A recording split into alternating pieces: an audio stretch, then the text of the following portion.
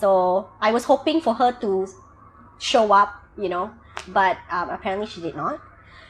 Only after they left, only after the kids left, only then she came. But this is one part which I felt this was actually quite new, because it suddenly became physical.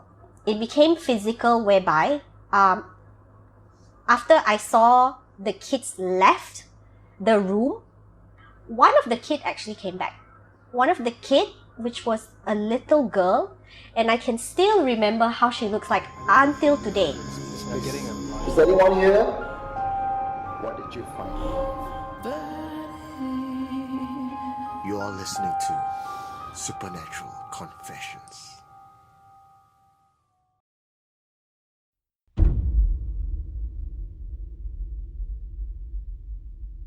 I would like to remain anonymous for this story. This happened to me a few years ago in a company that I used to work for, which is a waste management company.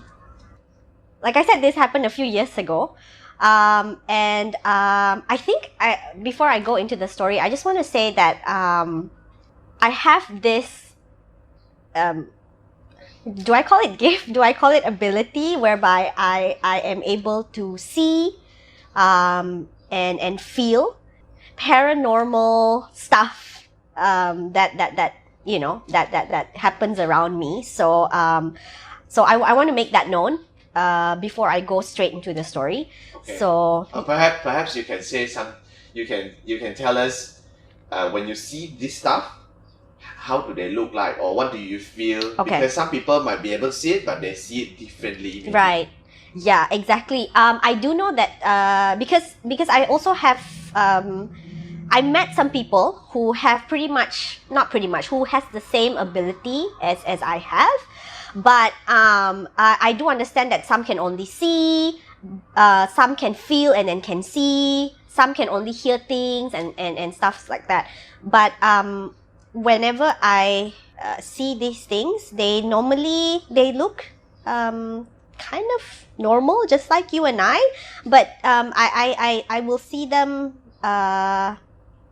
They are colorless. How do I say it? Black and white. No, not black and white. Grayish. Okay. They look grayish from head to toe. Okay. So say for example, I'll give you an example. I see someone that looks like me, right? So I'm wearing a green shirt and I'm wearing a black pants. But when I look at them, they're basically all gray. Oh, so that is how you can tell that they are not from our world. Definitely, yep. Okay. Mm-hmm. So most of them look like that. I would say all of them. All of them. For yeah. you, all of them, as long as they are grayish, they are not from our world. Yes. Okay. Yes. So that is your ability that is slightly different from people. Mm-hmm. And when do you know about this ability? Okay. It's, as far as I can remember, as a child, I started seeing things, but as a kid, you would literally ignore, because you don't know exactly what you've seen, right? But I think it become more apparent to me as I grow older, and if I remember correctly, I think the first ever apparition that I saw was when I was 13. Okay. Yes, that was, yeah. I believe that was when I was 13. Maybe tell us a little bit. Okay. Let's see what I can remember. I was in school. And I was in a hall, alone, by the way, because I think I just finished tuition or something. Yeah, I just finished tuition in the morning because I was in the afternoon session. I was in secondary school. And then when I was sitting in the hall, I was facing the stage, you see. So as I was sitting facing the stage, and at that time, I think I decided that, okay, I'm just going to do a little bit of reading. So when I was doing a little bit of reading, I started hearing sounds, which was coming from the front, which was the stage, right? And, the moment I looked up, I saw a girl.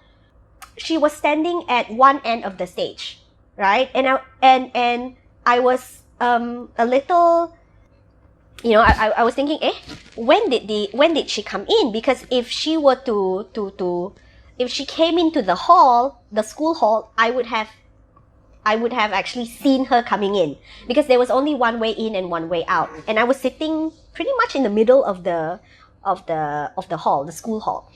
So when I looked at her, so she was just at the side like this, she was standing, okay, and I noticed that she started to, when she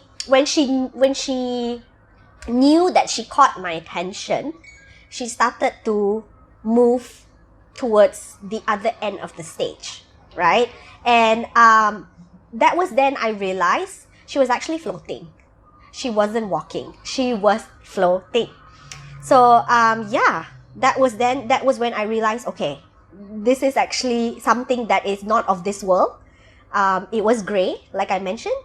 It was all gray, and she just floated all the way to the other end of the stage. And then before she reached the end of the other side of the stage, I stood up. I just ran out, because I knew that was just not from here. Do you think that would be an ex-student, or can you tell from the attire that she was wearing? If I remember correctly, I think she was wearing something like a nun outfit, and I was in an all Christian convent school. Mission school. A mission school, that's right. Okay. Yeah, so okay. So maybe could be somebody that used to be there. Yes, I believe so. Okay. Yeah. So that is your first time experience. As far as I can remember, whereby I get to see, how it looks like, and then, how it moved around, things like that. Okay, so from there, then I bet there's a lot more experience. But for this recording, you're gonna tell us your experience in your old workplace, which is slightly longer. So then we'll start with something lighter, then to the slightly longer one, I believe.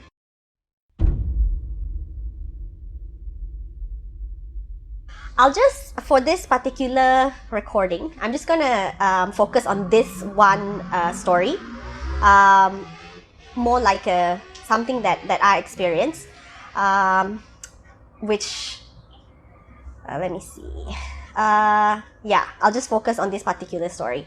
So, few years ago, while I was still working in this waste management company, it was, it's a normal work day, 8 to 5 kind of thing. And on that particular day, I went back a little bit later because I had, like stuff to do, kan. And so after 5 o'clock, most people will leave the workplace, right? So I stayed back, and I had one colleague who stayed back as well. So it was just the two of us in this department. So mind you, the department is there's a few of us in there, but so on that particular day, everyone else left, so there was only the two of us, right? So as we were busy doing our work, right, because I was chasing after a deadline and things like that, my colleague stood up. She got up of the room, and I think she went to the toilet or something like that. I cannot really remember. I can't really recall. But I just continued doing my work, and then after that, while I was doing my work, I heard children's laughter from quite a distance, but I can tell it's already children's laughter, right?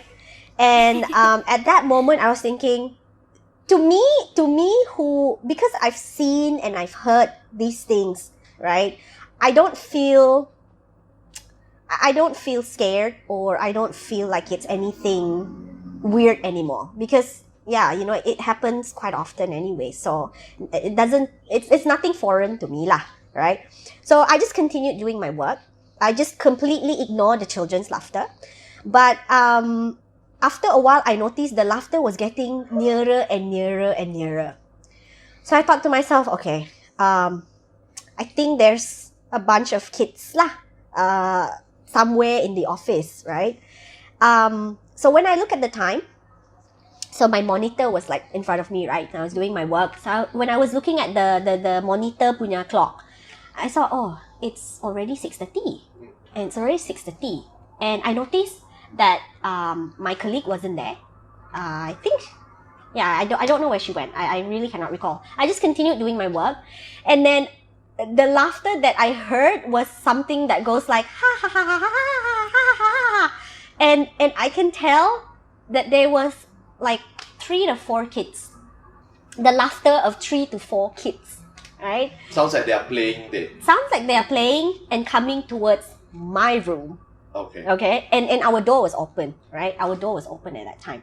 So I just continued doing my work, and then at one point, suddenly I felt like the air in the room shifted. It suddenly was a little bit chilly, and the kids' laughter suddenly stopped.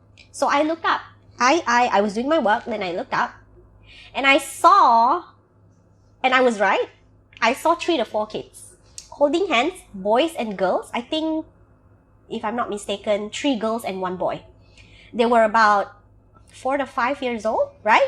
They were holding hands, and they were standing in front of the door to our department, to my room, right?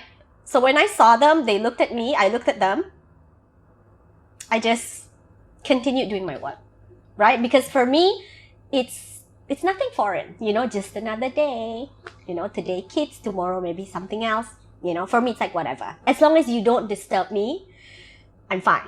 Okay? So I just continue doing my work. So then I felt like, okay, this is just an assumption, but I felt at that time they knew that I could see. They knew that I could see.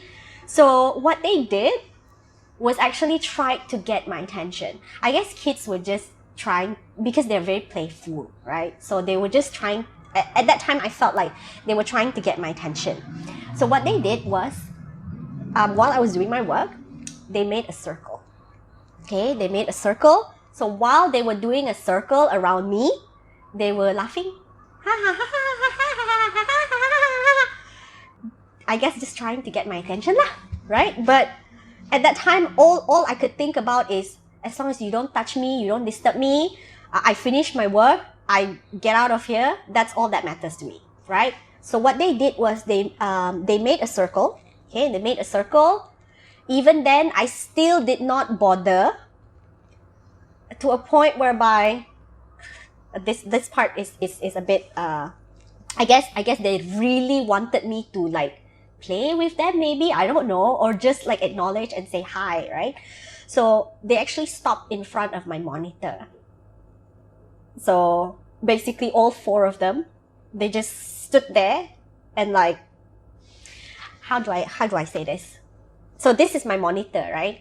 So basically they are standing behind my monitor. So I thought to myself, don't look at them in the eye. Just continue doing your work. Eventually they will leave, because normally that's the case for me. If you don't interact with them, eventually they will just leave. Not this case. So imagine the monitor, the computer monitor is in front of you, right? And they are so adamant about getting your attention. So they started playing, what do you call that kind of game? Peekaboo. Is it peekaboo? Okay, yeah. Let's call it peekaboo. So they started doing this, and at that time I was thinking, really? Like, are they really doing this? Like, trying to get my attention so hard. And obviously, when something is just right in front of you and they're like kids, they're kids, and then at that time I was thinking, okay, I'm just gonna like acknowledge that you are there. At the same time, being a Christian, I have always been told that if you do find yourself in a situation like this, where you sort of like feel helpless and things like that, because to be honest, I was starting to get a little scared, because normally they will just go away, right? Like I mentioned, but in this case, no, they were trying so hard to get my attention. I told, I was just like praying and like, okay, can you leave me alone now? Because yeah, I know you are there, but it seems like they just continue on. So can you imagine, like, Yeah. all 4 kids Yeah. trying to get your attention and like, okay, like, I see you, I see you, so can you please leave me alone, because I'm really busy right now. So yeah, eventually, as so I thought, they left. Again, I don't know where my other colleague was. It seems like she just left me there. So I was hoping for her to show up, but apparently she did not. Only after they left, only after the kids left, only then she came. But this is one part which I felt this was actually quite new, because it suddenly became physical. It became physical whereby after I saw the kids left the room, one of the kid actually came back. One of the kid, which was a little girl, and I can still remember how she looks like until today. She had this, the socket where our eyes are, it's just empty, it's hollow. And I remember her hair was until here. She was wearing looks like a singlet like that lah. Macam singlet and also short pants, if I'm not mistaken. She went behind me, but at that time I thought, oh, maybe she forgot something. I mean, maybe she's like, oh, I forgot something, I'm just going to take it and I'm just going to leave. Because I was just so focused with doing my work, but also at the same time, I knew what was going on. But anyways. But this time the colleague is already back. Not yet. Not yet. Oh, not yet. Not yet. So, okay, wait. Just now when you say they were playing peekaboo, then after that, then you did a prayer. After what, this bunch of kids left. Yes, they left. You see them walked out of the door. Yes. Then suddenly one of the girl came back. She turned back. Okay. She turned back. Then she walked to. She walked towards me. Okay, she walked towards me. But at that time, I thought, it's okay. Maybe she forgot something, And I prayed, so I would be fine, right? So she went behind me. I remember she went behind me, and then what she did was she yanked my hair. Okay, I felt it. And when she yanked my hair like this, I was like, ow! But I knew it was her, right? And at that moment, I was so scared because they have never been physical towards me. All right? So at that time, I stood up, and I just left the room. I left the room. And right outside of my room is the reception counter. So I was hoping like reception counter, maybe someone will come down and things like that. And fortunately, my colleague came down. She was actually upstairs doing her thing, and then she came downstairs, and when she saw the look on my face, she asked me, is everything okay? And I told her, I think we have to leave.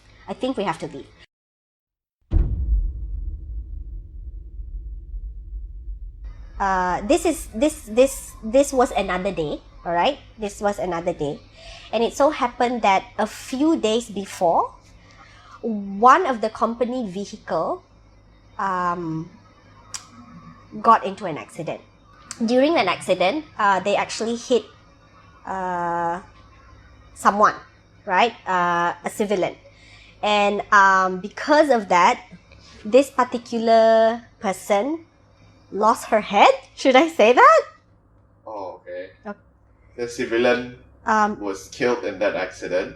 Yes, because she lost her head. Her head was crushed. She somehow, unfortunately, I don't know how she ended up under the truck, under the company's vehicle, and her head was crushed in the incident. All right, and that particular truck, after all the investigation, that particular company vehicle, after it went through series of investigation and things like that, it was parked back at the company's at the workplace, right? So I remember going back around 7 p.m. on that day, and so basically let me explain how the setting of the parking area is. So the workers' parking area is on a higher ground, right? And our cars are all facing the vehicle shed where the company car is. Okay. All right. So it's I could see so when I get into my car, I can see the parking shed, right? And I can see all the vehicles. Plus, because we are on a higher ground, so basically I could see all the vehicles and whatever that's happening down there, I could see. Oh, okay. Right? Okay, so I So I went back around 7, and when I got into my car, I started my car engine. I noticed there's someone who is going around the truck, right? I could tell it was a she because she was wearing a skirt, and I saw her going around the truck. But the thing is, it was quite blurry.